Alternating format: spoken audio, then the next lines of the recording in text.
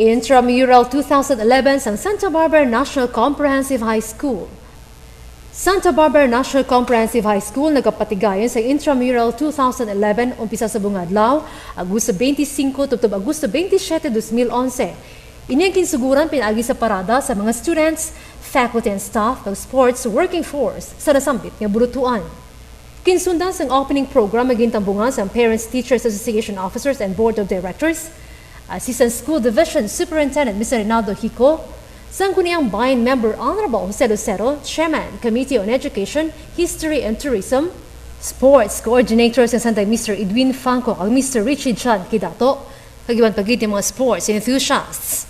Pagkatapos ang programa, nagpatigayon man ang nagkalain-lain school levels ang field demonstration kag Mr. and Miss Intramural 2011.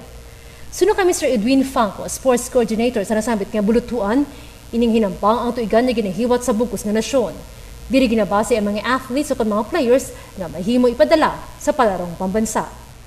Desire to achieve that. We will now proceed with the raising of the banners. The school banner will be raised by the principal, Mr. and the Taylor President, Mr.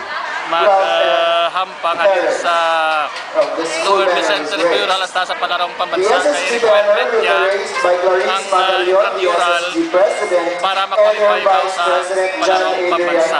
Importante ang sports sa kabuhi sa isa ka estudyante. Diri nila mahimo matun-an ang disiplina, responsibilidad kag pagsalig sa ila kaugalingon. Green, yellow, blue o kun red ang duag sa imo team. Magpanikasog ka kutob sa imo masarangan. Ang importante nga ma-enjoy mo ang nasambit nga hinampang kag sportsmanship ang kinahanglan. It is not all about winning the game, rather, the camaraderie of playing. Intramural 2011 sa Santa Barbara National Comprehensive High School, Inapatigayon. Upod kay June Matiling, Zoila Cordero, ILU, Santa Barbara.